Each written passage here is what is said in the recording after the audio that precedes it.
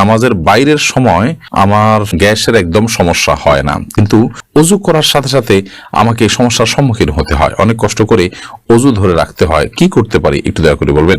শুক্রবার বিকেলে আশীর্বাদ দুরূদ পাঠ করলে নাকি 80 বছরের গুনাহ মাফ হয়। মেয়েদের অজু করার সময় যদি মাথার কাপড় পড়ে যায় বেখেয়ালে, এদিকে অজু হবে নাকি আবার শুরু থেকে করতে হবে?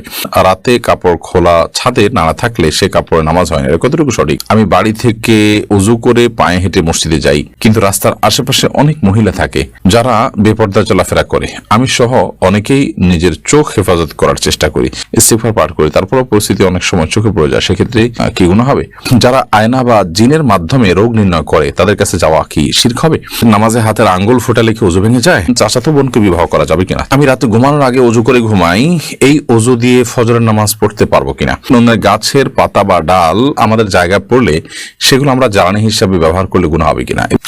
তানভীর আহমেদ তাসিন আপনি লিখেছেন, চাচাতো বোনকে বিবাহ করা যাবে কিনা? চাচাতো বোন অবশ্যই আপনি তাকে বিয়ে করতে পারেন যদি আপনার তার সাথে যদি দুধ বোনের কোনো সম্পর্ক না থাকে, অর্থাৎ একই মায়ের দুধ যদি পান না করে থাকেন, তাহলে সেক্ষেত্রে চাচাতো বোনকে বিয়ে করা যাবে, কোনো অসুবিধা নেই, কারণ আপনার চাচাতো বোন আপনার মাহারাম নন মাহারাম বিধায় তাকে আপনি বিয়ে করতে পারেন। শহীদুল এখন আপনি লিখেছেন, জুমার নামাজ আদায় করতে গেলে আগে যাওয়ার কারণে বসে থাকতে হয়, মাঝে মাঝে চোখ লেগে আসে, মানুষ বেশি হয় উঠতে পারে না, এর কারণ কি? এর কারণে ওযু ভেঙে যাবে? হালকা ঝিমুনি যদি আসে, বসে বসে ঝিমান, কোনো কিছু এর সাথে হেলান দিয়ে না ঘুমান, তাহলে সেক্ষেত্রে ঝিমুনি এসে আপনি এদিক সেদিক পড়ে যাচ্ছেন, তার কারণে ওযু ভাঙবে না।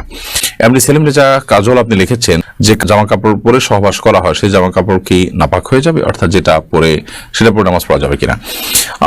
যা কাপড় চোপড় পরে সহবাস করলেই সেটা নাপাক হয়ে যাবে না, যদি সেখানে নাপাক লাগে তাহলে সেক্ষেত্রে সেটা নাপাক হবে, আর যদি নাপাক না লাগে তাহলে সেটা নাপাক হবে না। অতএব এটি নির্ভর করবে যে নাপাকটা লেগেছে কি লাগেনি তার উপরে।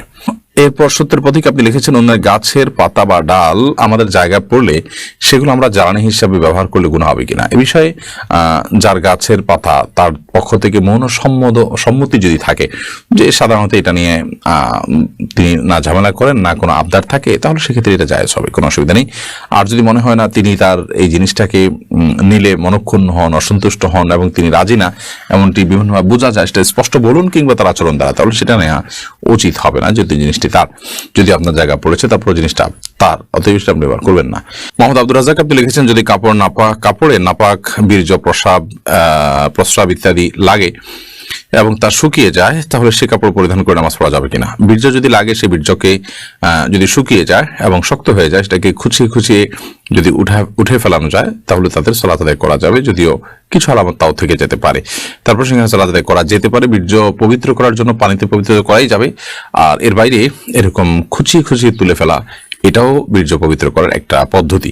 আর প্রস্রাব এবং এই জাতীয় নাপাক যেগুলো লাগে, যেগুলো খুঁচিয়ে উঠার মতো নয়, সেগুলো লাগার পর ওই কাপড়কে ধুইতে হবে, ধোয়ার পর সেটি পাক হবে, যে জায়গা লেগেছে সেই জায়গাটুকু ধুলেই ইনশাআল্লাহ বিদিনাল্লাহ পাক হয়ে যাবে, অর্থাৎ নাপাকটা দূর করতে হবে।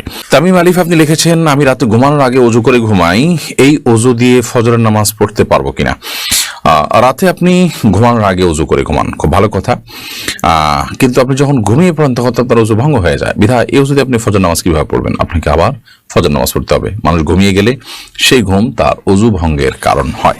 এরপরের প্রশ্ন হলো, শাহনাজ আক্তার শানু এআইডি থেকে আপনি লিখেছেন, আমার ছোট বাচ্চা, একটাই ঘর, তাই ওদের নিয়েই নামাজ আদায় করতে হয়, অনেক সময় ওরা মারামারি করে, আমি বাধ্য হয়ে ধমক দেই, এতে কিছুক্ষণের জন্য চুপ থাকে, আমার কি গুনাহ হবে?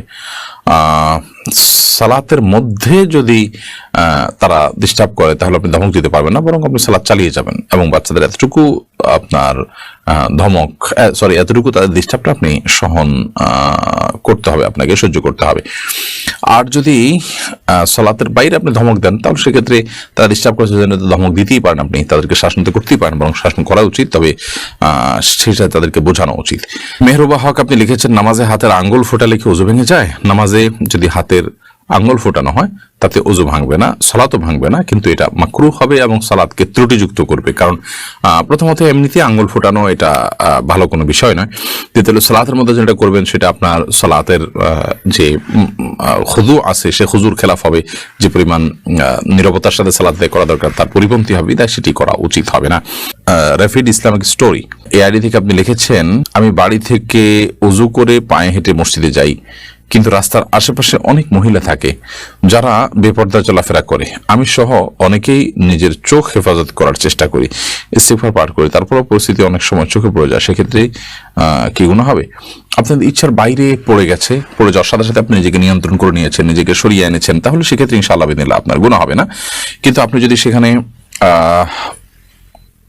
খুব বিশেষ মনোযোগ সহকারে দেখেন এবং গুরুত্ব সহকারে দেখেন এবং একবার নজর পড়ার পর আবারও আপনি সেই নজরটাকে কন্টিনিউ করেন, তাহলে সেটা জায়েজ হবে না। কারণ নবী করিম সাল্লাল্লাহু আলাইহি ওয়াসাল্লাম হযরত আলী রাদিয়াল্লাহু আনহুকে বলেছেন, ইয়া আলী লা তুতবিআন নাজরাতান নাজরাতা ফাইন্না লাকাল উলা ওয়া লাইসা লাকাল আখিরা। হে আলী, তুমি কোন পর্ণার দিকে দৃষ্টিপাত হয়ে গেলে একবার দেখার পর দ্বিতীয়বার তুমি দেখতে যাবে না, কারণ তুমি প্রথমবার যেটা ইচ্ছার বাইরে পড়ে গিয়েছিল সেটা তোমার জন্য জায়েজ হবে, হারাম হবে না, কিন্তু পরবর্তীটা হারাম হবে তোমার জন্য। বিধায় আপনি দেখেছেন, দেখার পর ওটা তাকিয়ে থাকলেন অপলকে, এই যে কন্টিনিউ করেন, এটা দ্বিতীয়বার দেখার সমতুল্য হবে। রাকিবুল ইসলাম আপনি লিখেছেন, যারা আয়না বা জিনের মাধ্যমে রোগ নির্ণয় করে তাদের কাছে যাওয়া কি শিরক হবে? খুব জটিল একটা জায়গা আসলে। জিনের আশ্রয় নেওয়াকে অনেক উলামা কেরাম জায়েজ বলেছেন, এবং সেটাতে আয়না ইত্যাদি ব্যবহার করা, এগুলো করে করে দেখা, এটাকে অনেক উলামা কেরাম জায়েজ বলেছেন।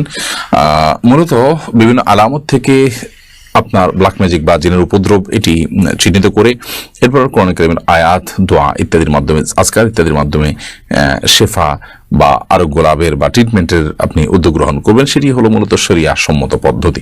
তাসলিমা খানম আপনি লিখেছেন, রাতে কাপড় খোলা ছাদে নাড়া থাকলে সে কাপড়ে নামাজ হয় না, এর কতটুকু সঠিক? না, এরকম কোনো কথা সঠিক নয়। যদি রাতে কাপড় খোলা ছাদে থাকে বা খোলা বারান্দায় থাকে, তাতে নামাজ হয়ে যাবে। নাপাক লাগলে সে নামাজ হবে না। এখানে নাপাক লেগেছে, তার কোনো প্রমাণ তো নেই, বিধায় এ ধরনের কথা বিশ্বাস করার কোনো কারণ নেই। সাইদা আক্তার আপনি লিখেছেন, মেয়েদের ওযু করার সময় যদি মাথার কাপড় পড়ে যায় বেখেয়ালে, এদিকে ওযু হবে নাকি আবার শুরু থেকে করতে হবে? মেয়েদের মাথার কাপড় পরার কারণে ওযুর কোনো ক্ষতি হবে না, এবং ওযু অবস্থায় মাথা কাপড় থাকাও কোনো জরুরি বা আবশ্যক কোনো বিষয় না। বরং আমাদের মনে রাখতে হবে যে মেয়েদের ওযু করার সময় যখন তারা মুখ ধৌত করবেন, তখন তাদের তো চুলের গোড়া পর্যন্ত, কানের লতি পর্যন্ত পৌঁছাতে গিয়ে কাপড় ভিজে যেতে পারে, তখন বরং মাথার কাপড় খোলাটা অযৌক্তিক নয়, বিশেষ করে যখন কোনো মাহরাম পুরুষ তাকে দেখার কোনো আশঙ্কা না থাকবে। আর দ্বিতীয়ত, যখন তারা মাথা মাসা করবেন, তখন যদিও মাথা কাপড় ফেলানো ছাড়া হাত ভেতর দিয়েও হতে পারে, তারপর অংশ মাথা কাপড় ফেললে খুব ভালোভাবে মাসা করা যায়। বিধায় মাথার কাপড় ফেললে ওযুর কোনো ক্ষতি হবে না, এর কারণে ওযুতে কোনো ত্রুটিও তৈরি হবে না। ফাহিম হাসান আপনি লিখেছেন, শুক্রবার বিকেলে আশীর্বাদ দুরূদ পাঠ করলে নাকি ৮০ বছরের গুনাহ মাফ হয়। এই হাদিসটি বিশুদ্ধতার মানদণ্ডে উত্তীর্ণ না, বরং এটি খুবই দুর্বল পর্যায়ের হাদিস, যার কারণে এই হাদিসকে এইভাবে আপনার বিশুদ্ধ হাদিসের মতো করে মনে করার কোনো কারণ নেই, বরং এটি আমল করার মতো এরকম মানে গ্রহণযোগ্যতার লেভেল পর্যন্ত উঠার মতো হাদিস আসলে এটি নয়। এমনি আমির হোসেন আপনি লিখেছেন, নামাজের বাইরের সময় আমার গ্যাসের একদম সমস্যা হয় না, কিন্তু ওযু করার সাথে সাথে আমাকে এই সমস্যার সম্মুখীন হতে হয়, অনেক কষ্ট করে ওযু ধরে রাখতে হয়, কি করতে পারি একটু দয়া করে বলবেন? নামাজের বাইরের সময় গ্যাসের সমস্যা হয় না, কিন্তু নামাজ দাঁড়ালে শুরু হয়ে যায়। এটা কোনো দুষ্ট জিনের উপদ্রব কিনা, ব্ল্যাক ম্যাজিকের কারণে কিনা, সেটা আপনার দেখা দরকার, এবং সেটার জন্য আপনি রাকিদের শরণাপন্ন হয়ে ট্রিটমেন্ট করা উচিত। বিশেষ করে কোরআন কারীমের তেলাওয়াত, জিকিরের পরিমাণ বাড়িয়ে দেওয়া উচিত। কিন্তু সালাতের মধ্যে আপনাকে ওযু ধরে রাখতেই হবে, কারণ ওযু আপনার ছুটে গেলে আবার নতুন করে ওযু করে আপনাকে সালাত আদায় করতে হবে।